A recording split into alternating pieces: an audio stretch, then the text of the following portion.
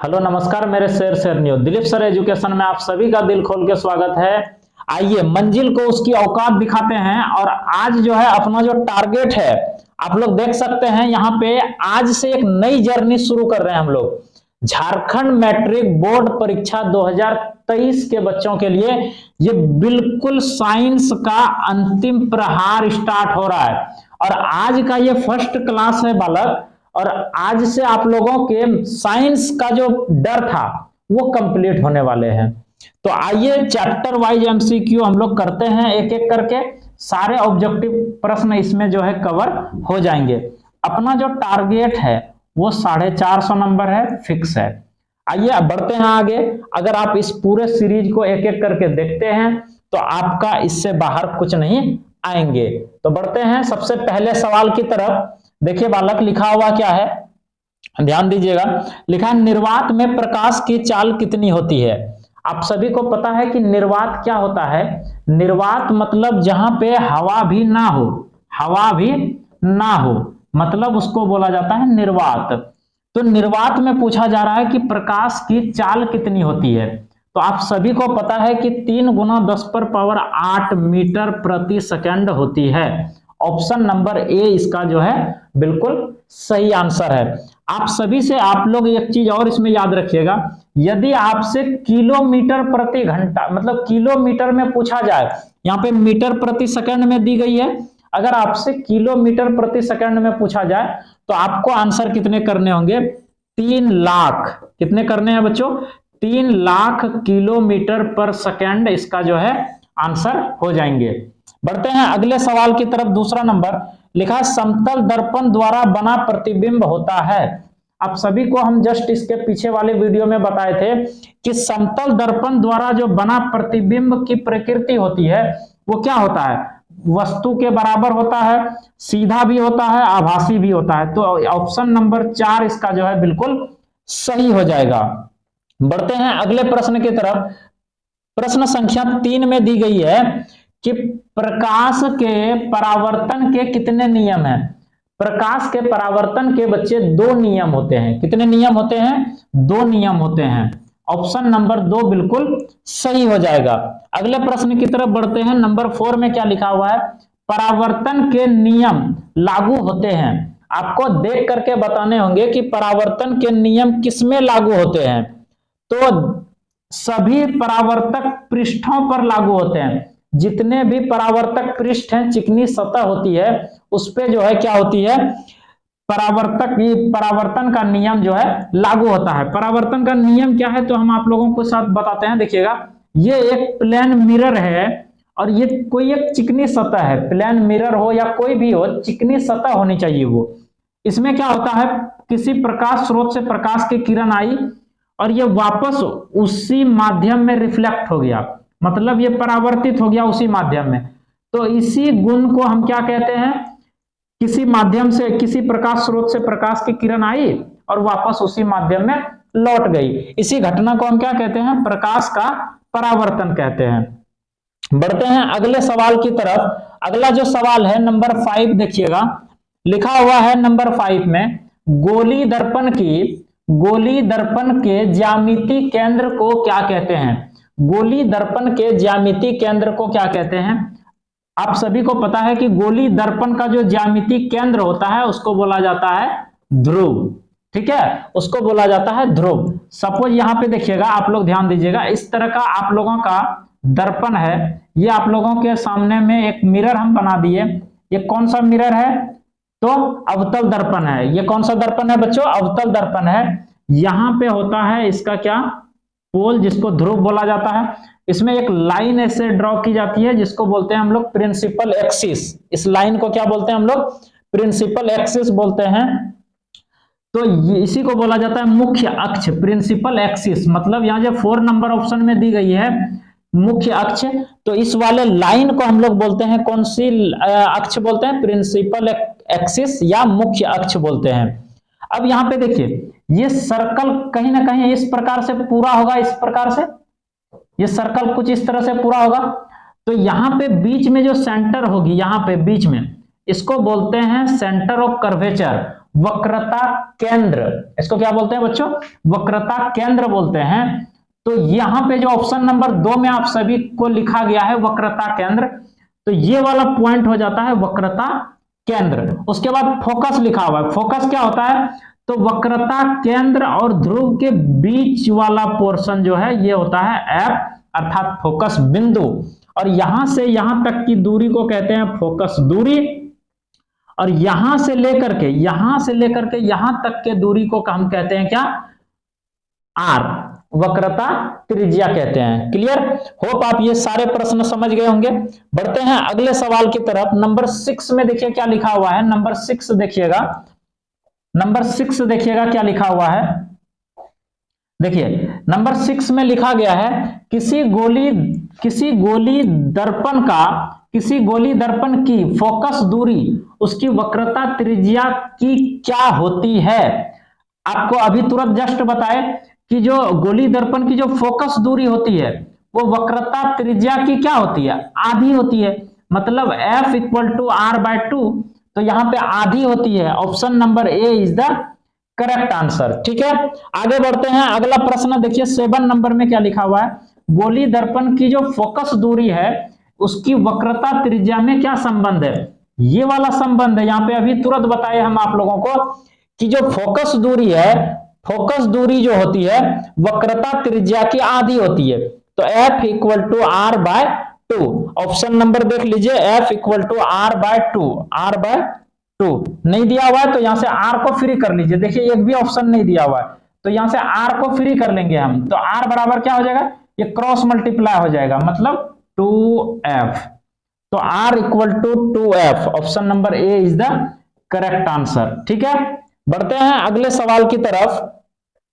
अगला सवाल है नंबर 8। देखिएगा बच्चे, लिखा हुआ है नंबर 8 में कि एक गोली दर्पण की वक्रता त्रिज्या 20 सेंटीमीटर है तो उसकी फोकस दूरी क्या होगी? तो आप सभी को पता है कि फोकस दूरी बराबर होता है वक्रता त्रिज्या का आधा। तो यहां से फोकस दूरी जब 20 हमें दिया हुआ है तो 20/2 ये कटेगा, 10 बार में कट गया तो आंसर कितना निकल गया? 10 cm। ठीक है, बढ़ते हैं अगले सवाल की तरफ। अगला सवाल है उस दर्पण की फोकस दूरी क्या होगी जिसकी वक्रता त्रिज्या 32 है।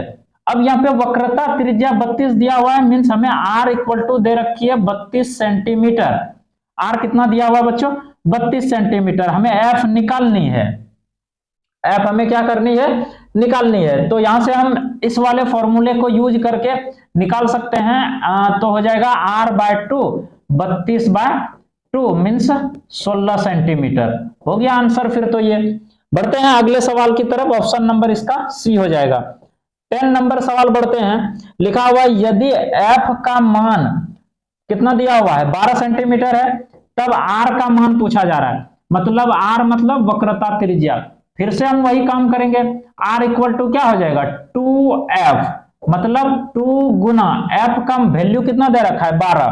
तो हम यहाँ क्या करेंगे? 12 लिखेंगे। 12 दूना 24 सेंटीमीटर आंसर जो भी ऑप्शन में होगा देख लीजिएगा आप लोग। बढ़ते हैं अगले सवाल की तरफ। नंबर 11। नंबर 11 में देखिएगा क्या लिखा हुआ है बच्चे। नंबर 11 सवाल में लिखा है कि F का मान दिया हुआ है 16, तो R का मान क्या होगा? आप लोग इसको आंसर हमें कमेंट बॉक्स में बता दीजिएगा।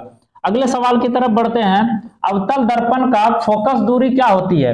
अवतल दर्पण की फोकस दूरी क्या होती है? इस क्वेश्चन को ध्यान से समझिए। हम आंसर पे नहीं जाएंगे क्योंकि आंसर इसमें ऑलरेडी लिखा हुआ है, आप हमको भी दिखाई दे रहा है ये चीजें, लेकिन हम आपको समझाने का प्रयास करते हैं ताकि इस तरह से आपको प्रश्न एग्जाम में आ जाए तो आप उसे कैसे याद रखेंगे। अवतल दर्पण में पूछा गया है बच्चों, तो अवतल दर्पण हम बना लिए। यहां ध्यान से समझिए इस प्रश्न को। अवतल दर्पण हमने बना लिया ये एक। अब देखिएगा यहाँ पे ये अपने पास प्रिंसिपल एक्सिस है। ये अपने पास कौन सी एक्सिस है? प्रिंसिपल एक्सिस है। और इस बिंदु को बोला जाता है P, जिसको हम लोग पोल बोलते हैं। अब यहां पे देखिएगा कि कोई भी डिस्टेंस यदि मेजर की जाती है तो वो पोल से की जाती है। कहां से की जाती है बच्चे? पोल से की जाती है। तो पोल को ये वाला जो है ना, ये वाला जो रेखाएं दी गई है जिसको हम लोग प्रिंसिपल एक्सिस बोलते हैं, तो इसमें क्या होता है? पोल से मेजर करता है। पोल को मूल बिंदु मान करके हम इसमें जो है माइनस प्लस को देखते हैं। अब इसका फोकस दूरी किधर होगा, इसका जो फोकस दूरी होगा वो सर इस तरफ होगी, और आप सभी को पता है कि यदि हम इसको मूल बिंदु मानेंगे तो इस तरफ होगा सारे वैल्यू पॉजिटिव, इस तरफ होंगे सारे वैल्यू पॉजिटिव, और इस डायरेक्शन में सारे वैल्यू क्या हो जाएंगे, निगेटिव हो जाएंगे। तो सर इसका जो फोकस दूरी है वो इधर होती है, वस्तु भी इधर रहती है, सारे इधर रहते हैं, मतलब वस्तु की दूरी हो गया, फोकस दूरी हो गया, वक्रता त्रिज्या हो गए, सारे क्या होते हैं, तो निगेटिव होते हैं सर। तो सारे के सारे मान क्या हो जाएंगे, निगेटिव हो जाएंगे। तो अवतल दर्पण में फोकस दूरी क्या हो जाएंगे, ऋणात्मक हो जाएंगे। Option number 3 is the correct answer. ठीक है, अगले प्रश्न की तरफ बढ़ते हैं। अगला जो सवाल है नंबर 3 में लिखा है उत्तल दर्पण की फोकस दूरी क्या होगी। अब बताइए कि उत्तल दर्पण में फोकस दूरी क्या होगा। उत्तल दर्पण तो कुछ ऐसे बनता है, इधर से बनता है, और आप सभी को पता है कि इसका जो है इस तरफ, इसका जो है यहाँ पे मूल बिंदु है, और इधर की सारी वैल्यू होगी पॉजिटिव, और इधर की सारी वैल्यू होगी निगेटिव। ये ऐसे होते हैं। तो इधर जब बच्चों जाएंगे तो ये सारा वैल्यू किस में जाएगा, पॉजिटिव में। तो अवतल, यहाँ पे उत्तल दर्पण लिखा हुआ है, उत्तल दर्पण में क्या हो जाएगा, तो सारा वैल्यू हो जाएगा पॉजिटिव में। तो इसका जो सही आंसर हो जाएगा ऑप्शन नंबर 2, दूसरा नंबर ऑप्शन बिल्कुल सही होगा। होप आप इस चीजों को समझ गए होंगे। चलते हैं अगले प्रश्न की तरफ। अगला जो सवाल है देखिएगा, अगला जो सवाल है देखिएगा बच्चों, लिखा हुआ है कि अवतल दर्पण के परावर्तन के बाद किरणें किस बिंदु से होकर गुजरेगी, पूछा जा रहा है। देखिए हम आपको समझाने का पूरा प्रयास करते हैं। ये अपने पास अवतल दर्पण है, अब यहाँ पे अवतल दर्पण है, और ये अपने पास प्रिंसिपल एक्सिस है। यहां से जो किरण जाती है इससे टकराने के बाद ये किधर से होकर गुजरती है, तो सर हमें पता है कि ये एफ से होते हुए गुजरती है, एफ से होकर गुजरती है। तो वही यहाँ पे पूछा जा रहा है कि अवतल दर्पण से परावर्तन के बाद किरणें जो है किस बिंदु से होकर गुजरेगी। तो किस बिंदु से होकर गुजरती है, सर एफ बिंदु से होकर गुजरती है, फोकस बिंदु से होकर गुजरती है। तो ऑप्शन नंबर 2 ये बिल्कुल सही हो जाएंगे। ठीक है, बढ़ते हैं अगले सवाल की तरफ। नंबर 15 सवाल में देखिए क्या लिखा हुआ है बच्चों, लिखा है किसी दर्पण से वस्तु को कहीं भी रखने से वस्तु के बराबर आकार का सीधा प्रतिबिंब बनाता है तो दर्पण होगा। पूछा जा रहा है कौन सा दर्पण होगा।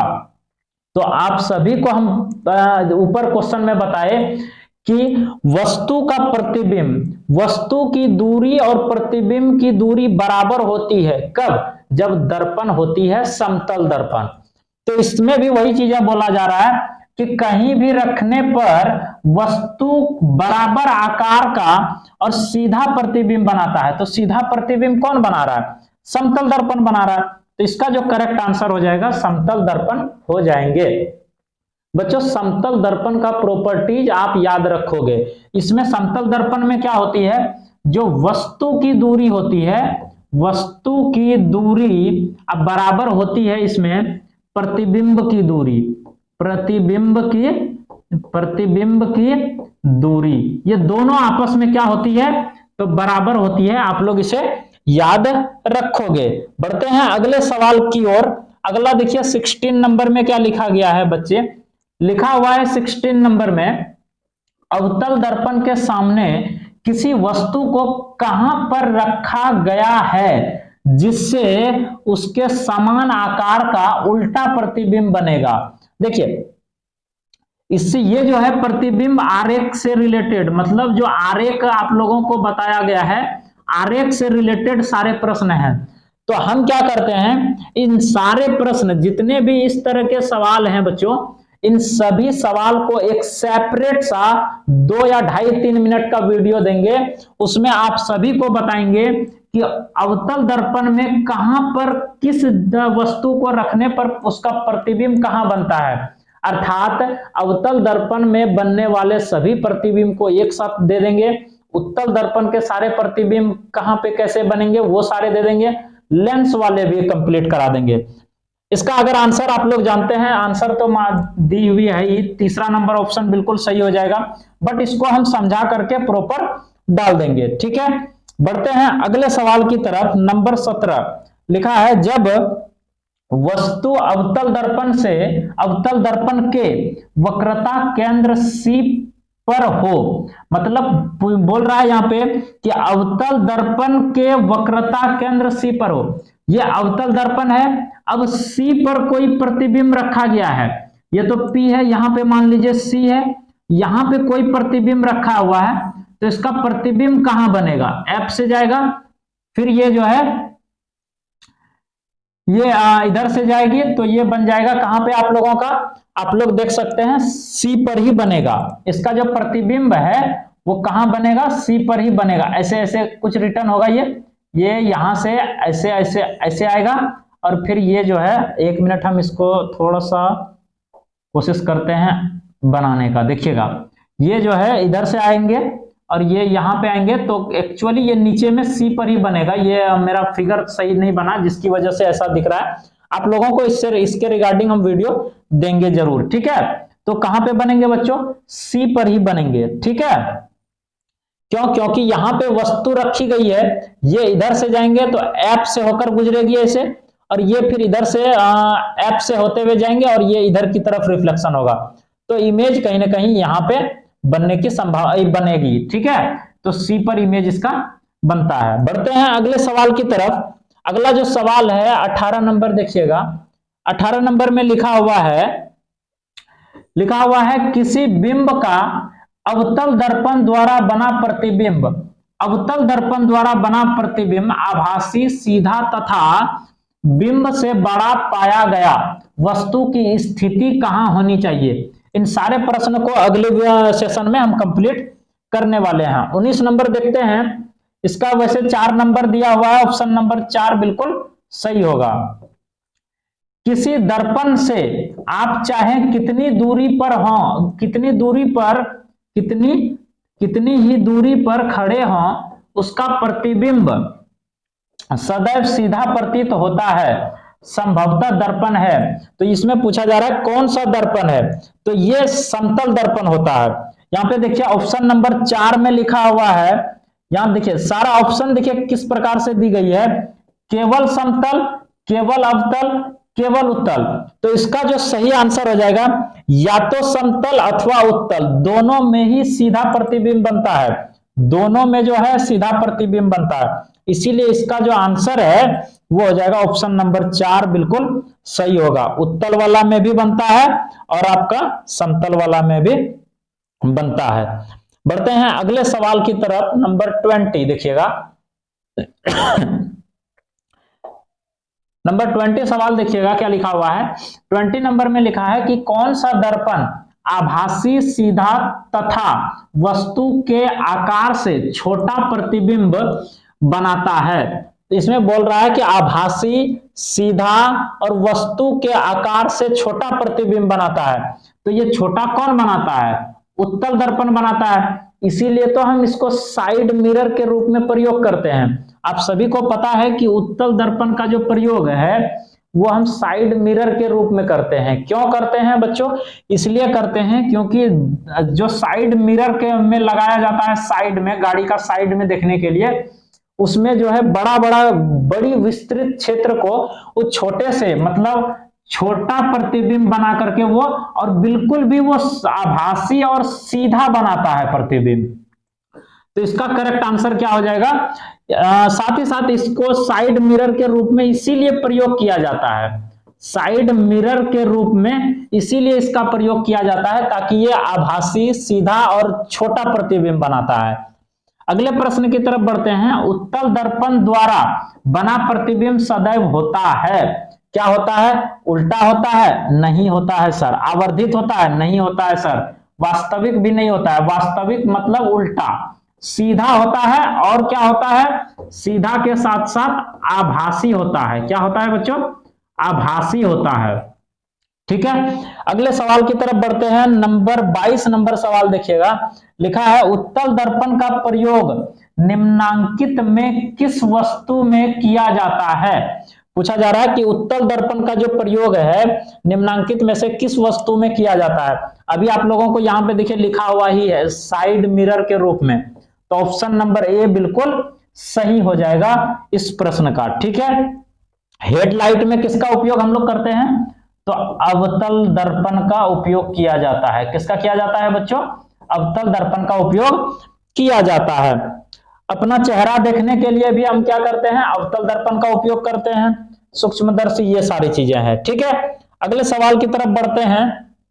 नंबर 23 नंबर सवाल देखिएगा क्या लिखा गया है। लिखा गया है कि जब किसी बिंब को किसी अवतल दर्पण के फोकस और ध्रुव के बीच, बिंब मतलब क्या, वस्तु, जब वस्तु को कहां पे रखने के लिए बोल रहा है, फोकस और ध्रुव के बीच में, मतलब ये आपका जो है इस प्रकार से सपोज ये है कौन सा दर्पण बोला जा रहा है, अवतल दर्पण के, तो अवतल दर्पण लेना है आप लोगों को, अवतल दर्पण लीजिए और ये आप लोगों का ये है तो इस बीच में, और यहां पे सपोज कीजिए ये आप लोगों को इस तरीके से कुछ बना हुआ रहेगा, यहाँ एफ है, यहाँ क्या है बच्चों, एफ है, और इसके बीच में बोला जा रहा है, कहां कहां बोला जा रहा है, फोकस और ध्रुव के बीच में रखा जाता है, तो उसका प्रतिबिंब दर्पण के पीछे बनता है। यह प्रतिबिंब होता है,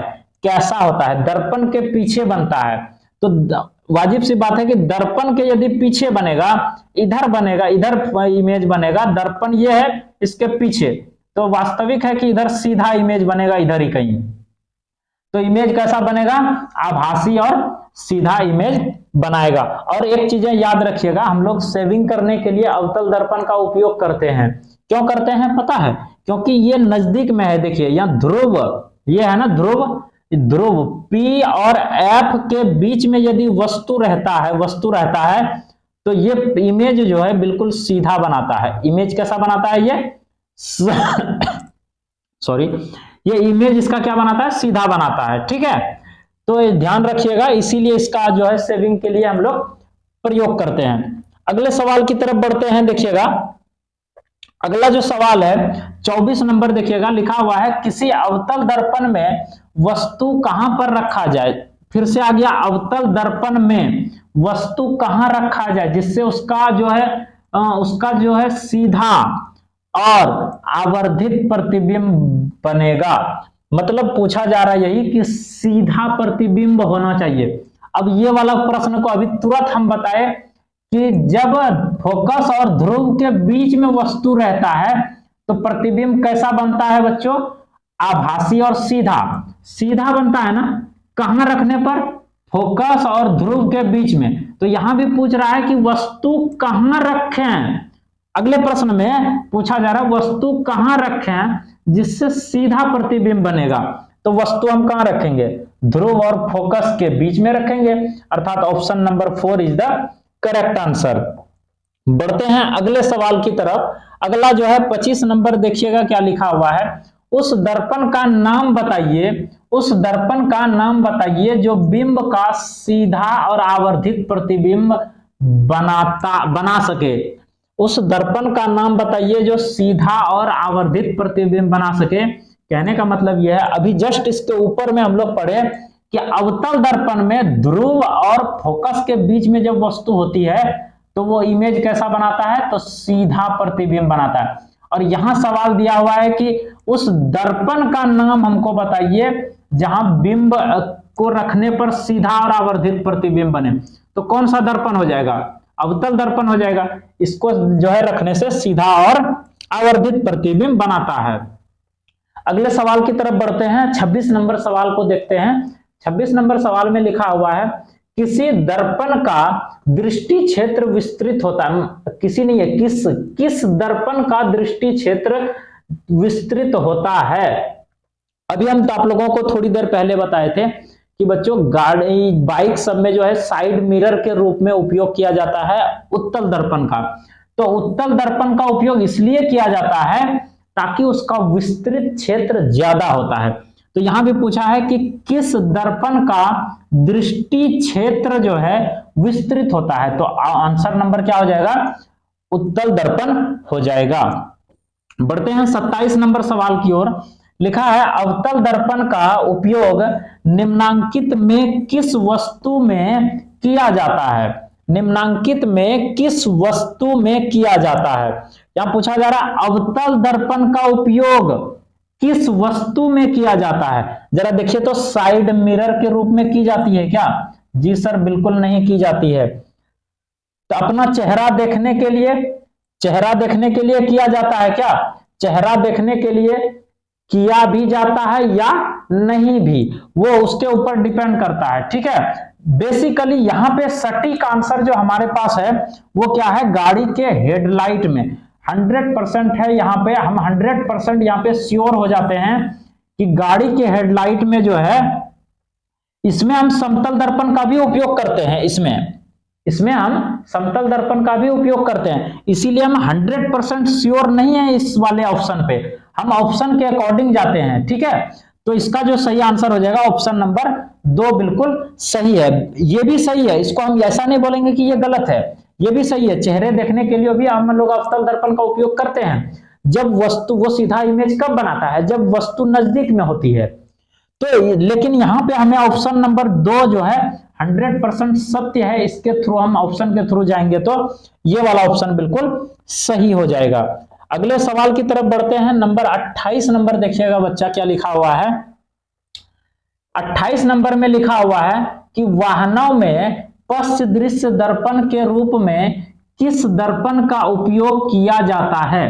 किस दर्पण का उपयोग किया जाता है? किसमें बोला जा रहा है? पश्च दृश्य दर्पण के रूप में। तो आप सभी को पता है कि पश्च दृश्य मतलब साइड मिरर के रूप में। सिर्फ आप लोगों को लैंग्वेज अलग अलग दे करके क्या करना चाह रहे हैं? आप लोगों को ऐसे इधर उधर भटकाना चाह रहे हैं। तो इसका भी सही आंसर क्या हो जाएगा? Option number B is the correct answer. Option number 2 बिल्कुल सही हो जाएगा। बढ़ते हैं 29 नंबर सवाल की ओर। और 29 नंबर देखिए क्या लिखा हुआ है। वाहनों के अग्र दीपों में किस दर्पण का उपयोग किया जाता है?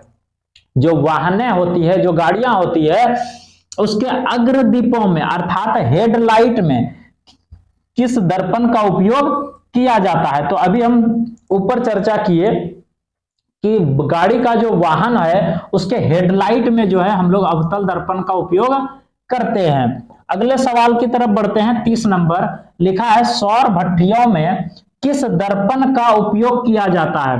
तो सौर भट्टी में जो उपयोग किया जाता है बच्चों, वो भी किया जाता है अवतल दर्पण का। ठीक है, याद रखिएगा, हम फिर से रिवीजन कर देते हैं। अवतल दर्पण का उपयोग कहां कहां किया जाता है?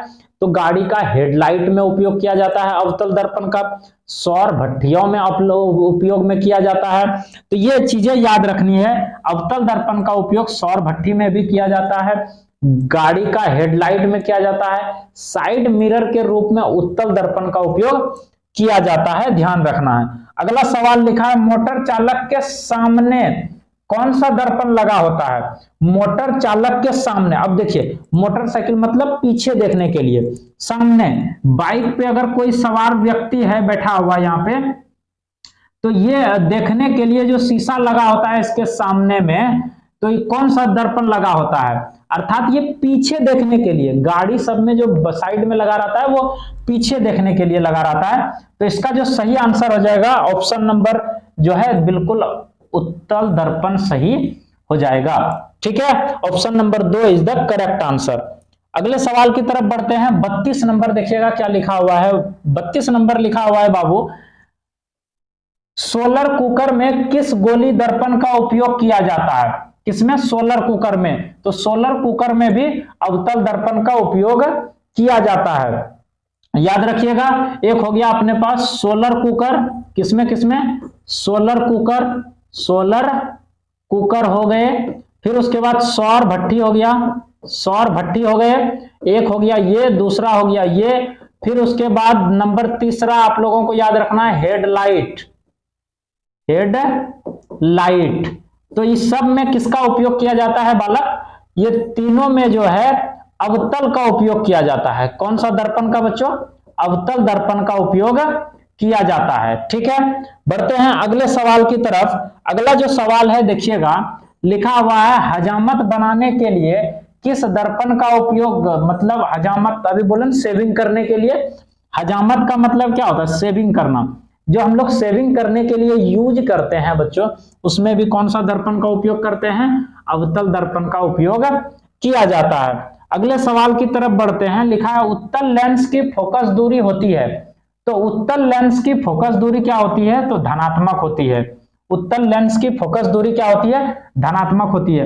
हम आप लोगों को बताए थे कि उत्तल लेंस में बोला जा रहा है, ठीक है। उत्तल लेंस की फोकस दूरी क्या होती है, धनात्मक होती है, याद रखना है, ठीक है। अगले सवाल की तरफ बढ़ते हैं। अवतल लेंस की फोकस दूरी क्या होती है, तो अवतल लेंस की फोकस दूरी होती है ऋणात्मक। अवतल लेंस की फोकस दूरी क्या होती है बच्चों, ऋणात्मक होती है, याद रखना है आप सभी को, ठीक है।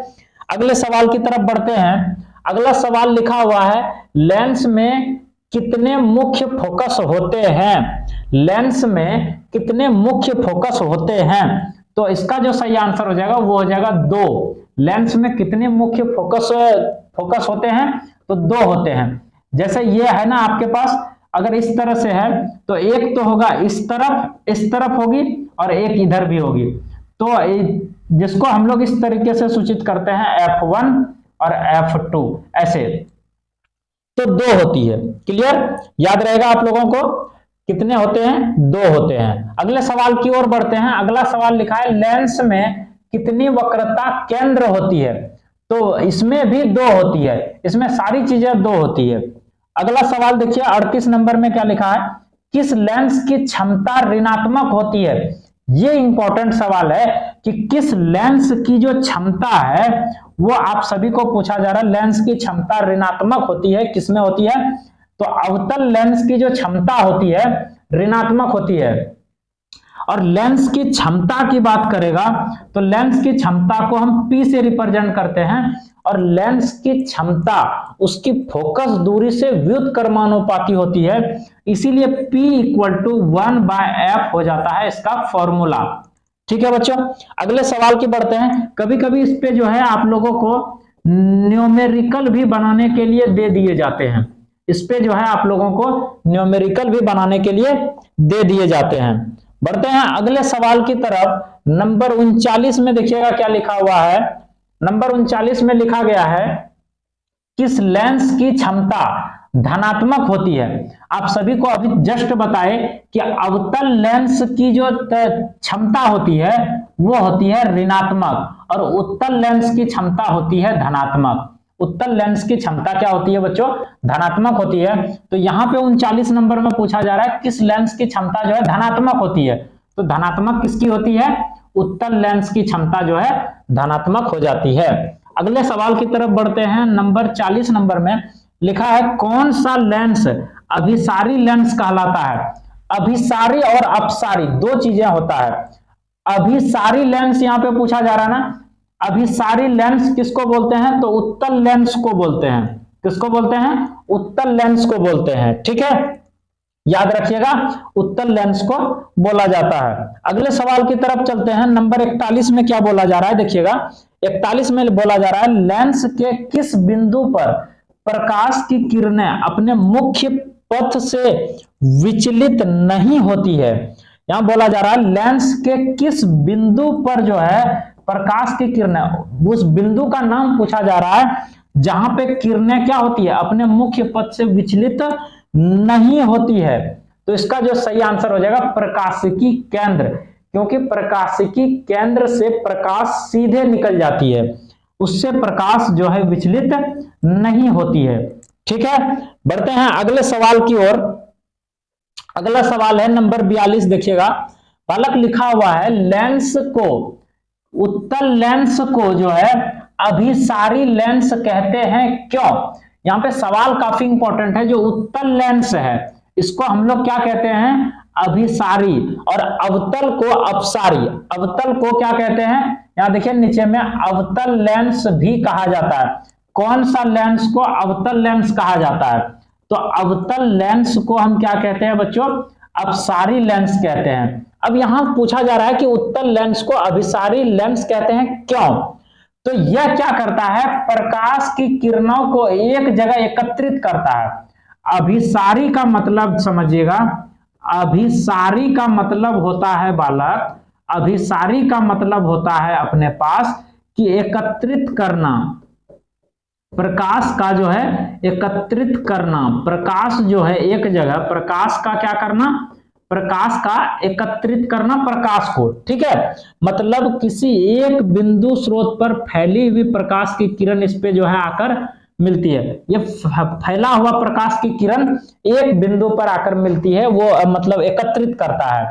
और किसी बिंदु स्रोत से मतलब एक ये फैलते हुए चली जाना, इसको हम लोग बोलते हैं कौन सा, तो इसको बोलते हैं अपसारी, अपसारी, ठीक है।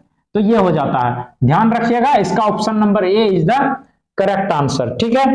अगले सवाल की तरफ बढ़ते हैं। नंबर 44 प्रश्न में देखिएगा क्या लिखा हुआ है। लिखा है किस प्रकार का लेंस, किस प्रकार का लेंस वास्तविक, उल्टा तथा वस्तु के आकार से बड़ा, वस्तु के आकार से बड़ा प्रतिबिंब बनाता है। तो आप लोग क्या कीजिएगा, लेंस और उत्तल लेंस, अवतल लेंस और उत्तल दर्पण, अवतल दर्पण, सभी का प्रॉपर्टीज को याद कर लोगे, ठीक है। तो इसका जो है आंसर क्या हो जाएगा, ऑप्शन नंबर 2 बिल्कुल सही हो जाएगा। उत्तल लेंस क्या करता है बच्चा, उत्तल लेंस क्या करता है, आकार से बड़ा, आकार से अर्थात वस्तु से बड़ा, वस्तु के आकार से बड़ा और उल्टा प्रतिबिंब का निर्माण करता है, ठीक है। अगले सवाल की तरफ बढ़ते हैं। अगला सवाल लिखा हुआ है, देखिएगा नंबर 45 में, देखिएगा क्या लिखा हुआ है बाबू। लिखा हुआ है कि उत्तल लेंस के सामने किस स्थान पर, किस स्थान पर वस्तु को रखने से उसका सीधा आवर्धित प्रतिबिंब बनता है। पूछा जा रहा है कि वस्तु को किस स्थान पर रखने पर जो है उसका जो है सीधा और आवर्धित प्रतिबिंब बनाता है। तो प्रकाशिक, प्रकाशिक केंद्र और फोकस के बीच में रखने पर जो है उसका प्रतिबिंब कैसा बनेगा, सीधा बनाएगा, सीधा बनाएगा और आवर्धित बनेगा, ध्यान रखिएगा। अगले सवाल की तरफ बढ़ते हैं। नंबर 46 में लिखा हुआ है उत्तल लेंस द्वारा वास्तविक आवर्धित प्रतिबिंब बनाता है। यहां पे देखिए वास्तविक लिखा हुआ है, वास्तविक का मतलब क्या हुआ, उल्टा, वास्तविक का मतलब क्या हो गया बच्चा, उल्टा, वास्तविक का मतलब क्या हो गया, उल्टा, ठीक है। तो उल्टा और आवर्धित, जब वस्तु स्थिति होती है, वस्तु स्थित होती है, मतलब पूछा जा रहा है वस्तु कहां पे स्थित होगी, तो F और 2F के बीच, F और 2F के बीच में जब वस्तु होती है तब हम कहते हैं कि वस्तु का प्रतिबिंब कैसा बनता है, उल्टा और आवर्धित होता है, ठीक है। अगले सवाल की तरफ बढ़ते हैं। नंबर 47 में देखिए क्या लिखा हुआ है, ध्यान दीजिएगा। नंबर 47 लिखा हुआ है, नंबर 47 में कि किस प्रकार का लेंस आभासी, सीधा तथा वस्तु के आकार से छोटा, वस्तु के आकार से छोटा प्रतिबिंब बनाता है। तो यह है अवतल। अवतल लेंस क्या करता है, अवतल लेंस क्या करता है, आभासी, सीधा, आभासी, आभासी और जो है सीधा प्रतिबिंब का निर्माण करता है, आभासी और सीधा प्रतिबिंब का निर्माण करता है। अगले सवाल की तरफ बढ़ते हैं। 48 नंबर सवाल में लिखा हुआ है अवतल लेंस द्वारा बना प्रतिबिंब हमेशा वस्तु से होता है।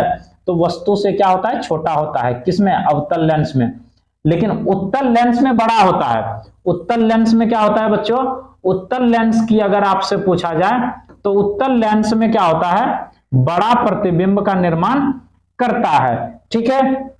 बढ़ते हैं अगले सवाल की तरफ। 49 नंबर देखिए क्या लिखा हुआ है, लिखा है अवतल लेंस के सामने रखी वस्तु का प्रतिबिंब सदैव होता है। यहां पे अवतल लेंस द्वारा बना प्रतिबिंब पूछा जा रहा है, वस्तु से कैसा होता है, यहां पूछा जा रहा है कि उत्तल लेंस के सामने रखी वस्तु का जो प्रतिबिंब है वो सदैव कैसा होता है।